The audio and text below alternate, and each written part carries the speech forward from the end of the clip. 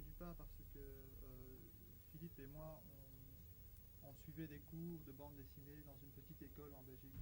C'était une école des arts? Une école des arts. Je ne sais pas s'il y a la même chose en Hollande, mais en Belgique, il y a un peu partout des petites écoles qui font des cours du soir de bande dessinée. Il y a même des cours du jour. Ce n'est pas encore l'université.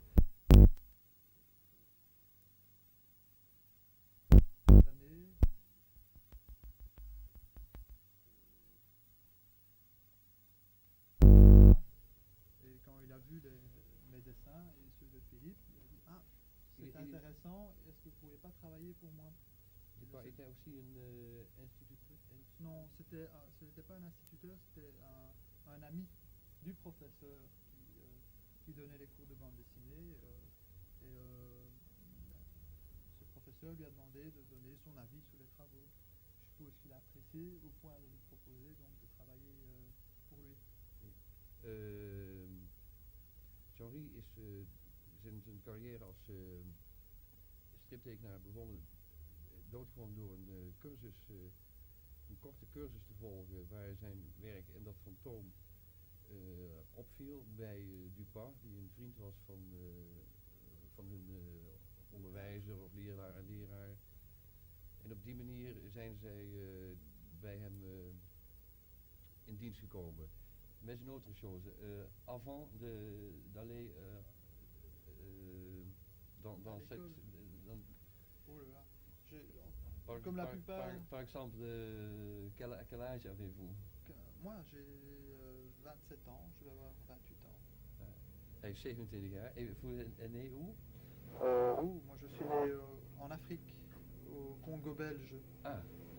Je suis né en 56, non, en 57, pardon. Et j'ai commencé tout de suite à dessiner quand j'étais petit. J'aimais bien dessiner, mais je ne m'imaginais pas que je pouvais un jour en faire mon métier. C'est quand j'ai appris qu'il y avait des cours de bande dessinée, je me suis intéressé à ça pour essayer de parfaire mon dessin, pour essayer d'apprendre encore des choses que je n'étais pas susceptible d'apprendre tout seul dans mon coin. Et ça m'a permis de rentrer en contact avec d'autres dessinateurs en RPA, des jeunes comme Philippe Thom. On est devenus amis et puis de fil en aiguille, je me suis rendu compte qu'on pouvait en faire un métier. Maintenant, je gagne ma vie en faisant de la bande dessinée. Jusqu'à 15-16 ans, quand je ne savais pas encore exactement ce que j'allais faire plus tard, je pensais faire un métier à l'université avec un diplôme, etc., qui m'assurerait une certaine reconnaissance, si je puis dire, et où j'aurais pu vivre de mon métier. Mais maintenant, j'en vis parfaitement, il n'y a pas de problème. Big surprise. Jean-Rie is 27 jaar, hij is geboren in Afrika, in Belgisch Congo. Jullie allen bekend van Kuifje in Congo. Vous avez j'ai vécu ma petite jeunesse jusqu'à 10 ans. Ah. Et puis j'ai vraiment... c'est pas au Zaïre, au Congo, que j'aurais pu apprendre la bande dessinée. Quand je suis arrivé à Bruxelles, j'ai rencontré des gens qui s'intéressaient à la bande dessinée, qui en faisaient. Et de fil en aiguille, on est devenu un groupe d'amis. Puis on a par émulation mutuelle, par encouragement mutuel, on a commencé à travailler de façon plus énergique. Alors maintenant, j'en fais mon métier. Ja. Hij is op zijn 10e jaar uit Congo naar Brussel verhuisd en heeft uiteraard kennis gemaakt met strips en op den duur ook met andere mensen die in strips geïnteresseerd waren, ook daar wel een beroep van wilden maken. Maar hij heeft toch altijd, zeker ook tot met de cursus striptekenen, gedacht dat daar niet echt de kost mee te verdienen was. En nu tot zijn grote verbazing leeft hij van strips. En les bandes dessinées de votre jeunesse, c'était aussi Spirou? Oui. J'avais justement au Congo, il n'y avait pas un grand choix de bandes dessinées. Il y avait Astérix, Spirou, aussi les 4 As par Kranas. Ah oui. Je crois que c'est une bande dessinée qui a assez bien de succès en Hollande. Et ça, c'est une bande dessinée qui, parmi Robe douce, une Quabernaut, bon, Oui. c'était des bandes dessinées qui m'ont donné envie de faire de la BD. Et j'étais à 100 lieues à cette époque-là de m'imaginer que j'allais un jour pouvoir animer des personnages comme Robe douce et Quabernaut qui en fait m'ont fait rêver quand j'étais petit. Hein. Oui. Maintenant, c'est vraiment c'est quelque chose de fantastique. Je peux pas dire que je ferai ça toute ma vie parce que ce n'est pas un personnage que j'ai créé, c'est un personnage qui existait déjà avant, donc il ne peut pas me ressembler à moi tout à fait. Oui. Il faudra bien qu'un jour je fasse autre chose.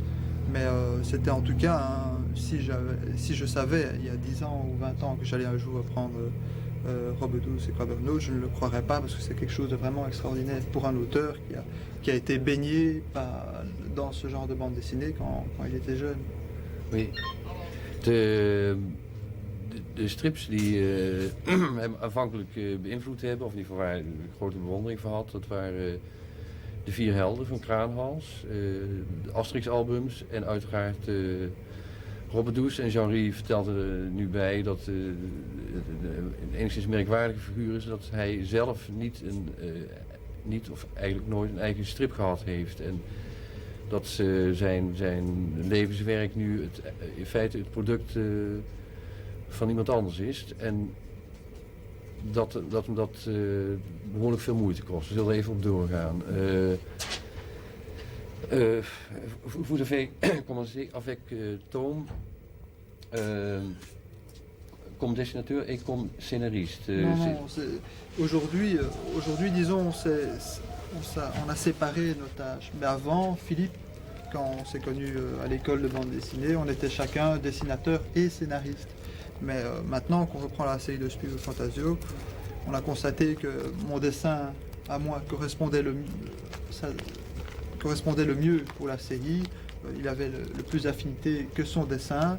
Et d'un autre côté, lui s'occupe principalement du scénario. C'était une façon de donner le meilleur de nous-mêmes pour la série. Oui.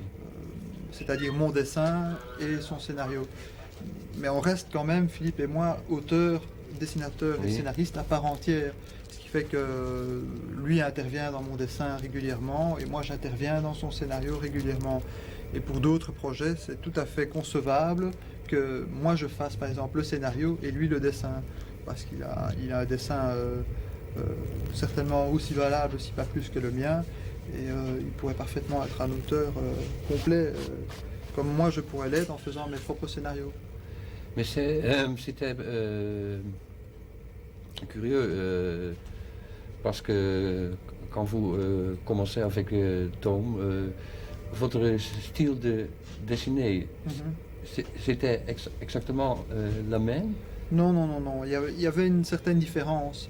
Mais Philippe, quand il travaillait sous le dessin, il s'occupait des décors, par exemple, l'arrière, ce qui fait que dans le décor, on voit moins la différence de style qu'il y a. Oui.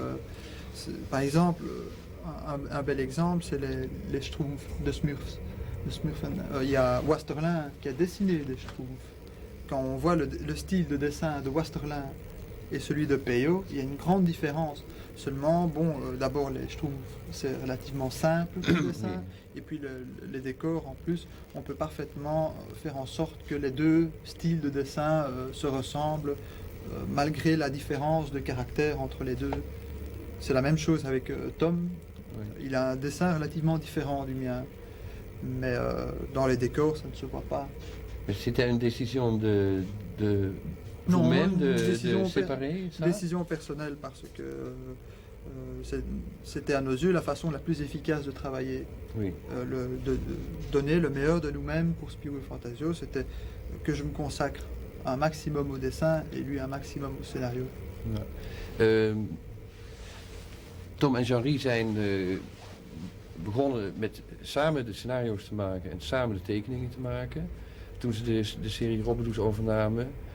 Inmiddels is dat wat geëvolueerd en Tom maakt op het ogenblik de scenario's en Jean-Rie maakt de tekeningen. Dat is niet op verzoek van de uitgever gebeurd, maar allengs kregen ze zelf het idee dat ze het beste zich konden richten op hun eigen specialiteit. En Nu geven ze ieder het beste van wat ze hebben en het eindresultaat is in hun ogen een stuk beter dan het in het verleden kon zijn. Vous avez des contacts avec Franquin maintenant? Oui, pas régulièrement parce que disons que Franquin est quelqu'un de très sollicité. C'est quelqu'un qui est très gentil. On peut lui demander n'importe quoi, il le fera. Et on se doute bien, nous, Philippe Tom et moi, que s'il a un jour abandonné la série de Spio Fantasio, c'est parce qu'il ne voulait plus trop en entendre parler. Ouais, ouais. Ce qui fait que si on le voit, c'est pour discuter d'autres choses. De temps en temps, fatalement, la conversation dévie sur Robe douce et quoi Burnout. Mais si on se voit, c'est plutôt pour parler du métier en général ou bien d'autres choses, s'amuser, manger un bout. Mais on parle pas trop, on ne veut pas trop lui demander c'est encore. dangereux aussi. Oui, non, c'est pas ça. C'est-à-dire, on n'a pas envie de l'embêter avec une série qu'il a maintenant arrêtée il y a 15 ans. Il a certainement d'autres choses à faire. Même si on est tout oui à tous les conseils qu'il pourrait nous donner, parce que c'est certainement celui qui pourrait nous en donner le plus pour améliorer encore notre travail. Het is nu zo dat zij nog wel contact hebben met Franquin, niet de geestelijke vader van Robe douce, maar toch wel degene die Robe douce bekendgemaakt heeft. In feite bemoeit Franquin zich niet meer met de reeks, maar geeft hen in het algemeen adviezen en ze praten eerder als collega's over het vak dan dat Franquin zich nog daadwerkelijk met de serie bemoeit. Je pense que ça suffit Oui. pour la vidéo. Voilà.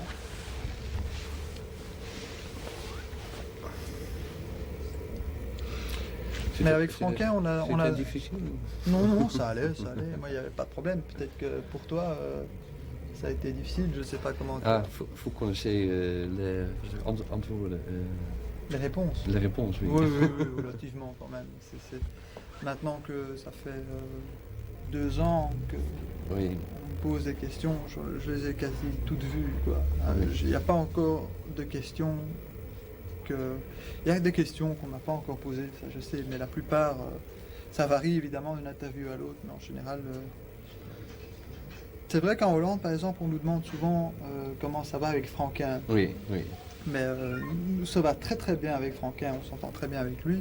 Il nous aime bien, je crois. Il a déjà eu l'occasion de dire que notre boulot, il trouvait ça bien, qu'il nous encourageait à continuer. Mais on ne peut pas en dire plus parce que Franquin, en général, c'est quelqu'un de relativement timide. Oui. Et nous aussi, on n'a pas envie de l'embêter. Ce qui fait qu'on ne se croise pas souvent. On sait ce que l'un pense de l'autre. Par interview interposée. Quand Franquin parle de nous sur une vidéo ou bien dans les journaux, en général, il dit tout le temps du bien de nous, il n'y a pas de problème, il nous trouve sympa et tout ça. Et on lui renvoie l'ascenseur de notre côté quand on trouve... je crois qu'il n'y a personne d'ailleurs qui trouve que Franquin fait du mauvais boulot. Ce serait vraiment fou de prétendre une chose pareille. C'est pour ça. Donc on a une appréciation mutuelle, mais on n'a pas trop l'occasion de se l'échanger parce qu'on va pas chaque fois lui dire, on n'oserait pas aller lui demander, on va boire un verre ou bien on va discuter, etc.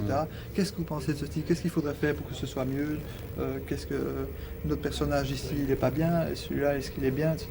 Alors qu'il a abandonné Spirou depuis maintenant bientôt 20 ans. Oui. Il ne faut pas...